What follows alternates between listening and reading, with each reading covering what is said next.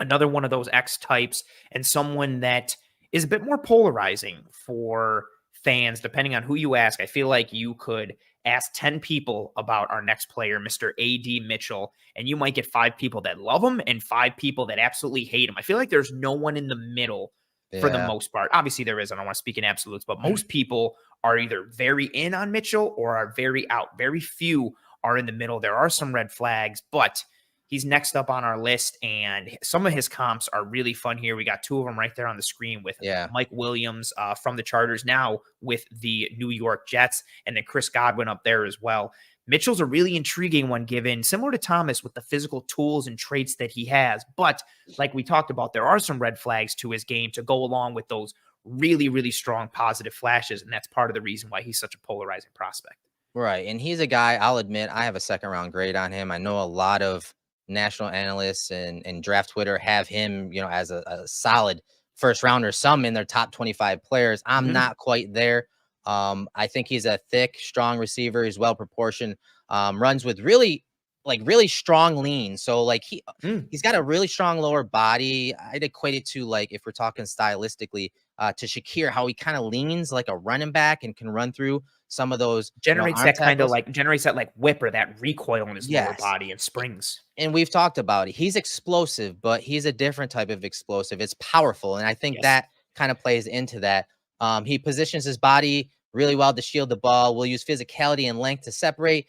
He's got that explosive power. He's reliable over the middle. And this is where I'm going with the Godwin comp, because I liked the Godwin comp because of how he's a possession type receiver over the middle. And it's something he did really well, at Texas. He had 1 drop last year, so he's got reliable hands.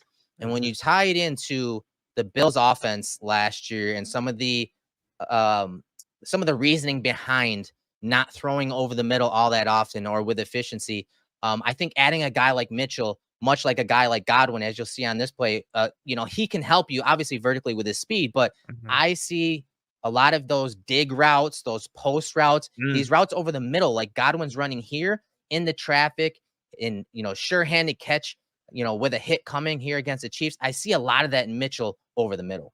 Yeah, his success on end breakers, whether even just something as little as a slant, but those digs, those, posts, those overs, his ability to succeed in that area of the field, I think is something that really will translate well for him as a rookie, and specifically in this Bills offense, to go along with that smooth, fluid gait that he has and movement that he has. And some of the suddenness that you see AD Mitchell operate with really comes from more of that explosion and power aspect, like you said, which is great. But then at times he'll show, and this is a really nice grab too, like look at him reaching out, nice hands catch, the ability to get upfield a little bit before he gets brought down.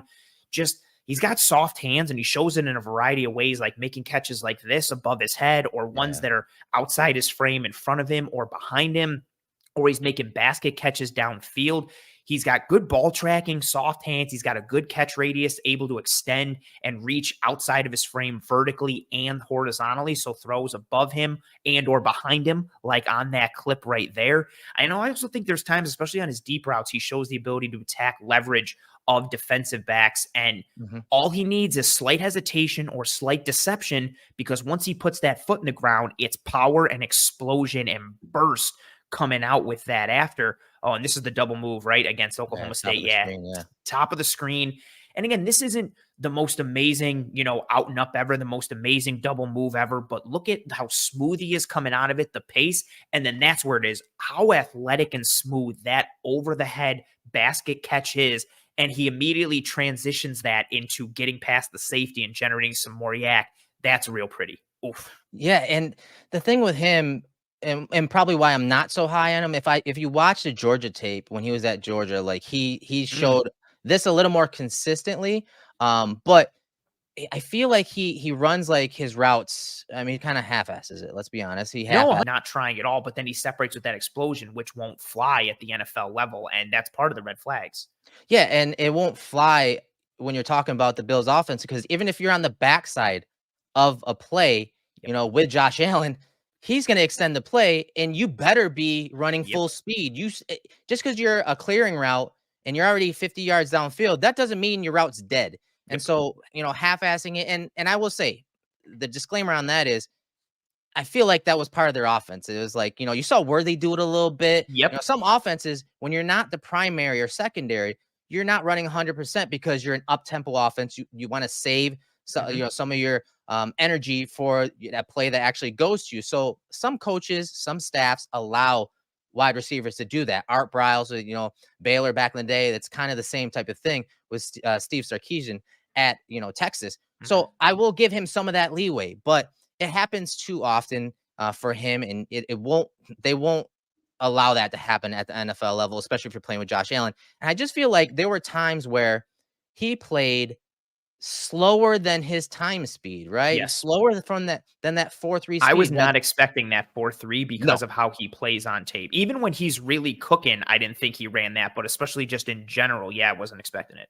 Right. And you literally have to study his film very closely, in my Mhm. opinion, to Mhm. find, some of the nuance of his game because there is some, Yep. hidden in there, but I Mhm. just don't think we saw it enough. So again, getting that type of consistency from him will be the coaching staff's job at the next level. And so these are just things you have to think about. But when it comes to these intermediate routes, he does a good job of creating two-way goes at the top of these routes, those dig Mhm. routes like you see here at top of the screen, and coming over the middle. Like this is where I think year one, he's going to be a force. And if you think about the Bills offense over the last few years and how Josh loved throwing that The deck. hits, he's got the hands to maintain catches through contact and through the ground, and he's also a ball winner. Like, you'll see him extend and kinda dunk on dudes and play big at the catch point. I would like to see it more consistently from a physicality standpoint instead of just a pure Yeah. finesse and skill piece, but he does have some of that in his game, and, I'm higher on him than you are. Yeah, I remember you and I talking about him on the plane to Mobile, Yeah. actually,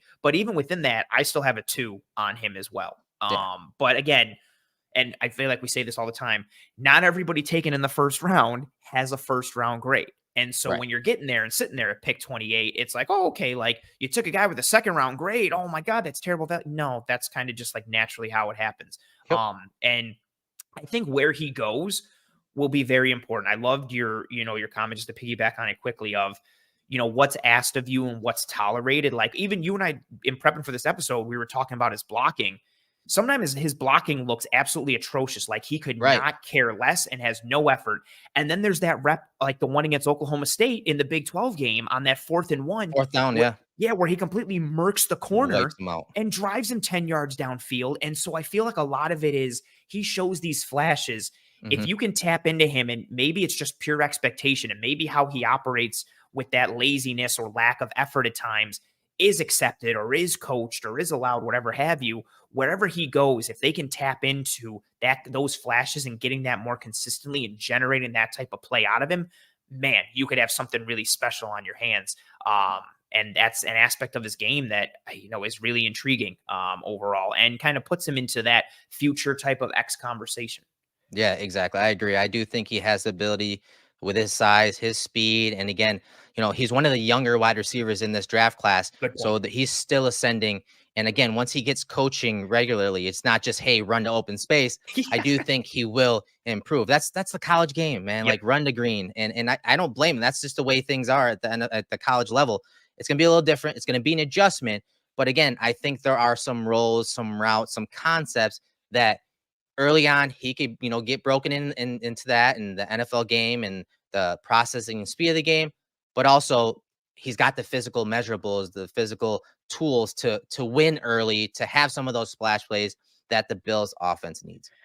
And I think even though they're different types of players, I put him a little bit in that Brian Thomas conversation because it's coaching him up just in a Hmm. different way. But those ceilings for each player in different ways are so high, but also both of them offer potential value for the Bills at their floor because, again, of their body type, skill set, frame, and everything they do kind of fitting into that potential X package in 2024, but especially and beyond. Like if you're looking at, man, we need someone to contribute this year, but then take over as that true number one, maybe in 2025, 2026, and down the road. And then also have that person under cost control with a 5th-year option because you got him in the first round.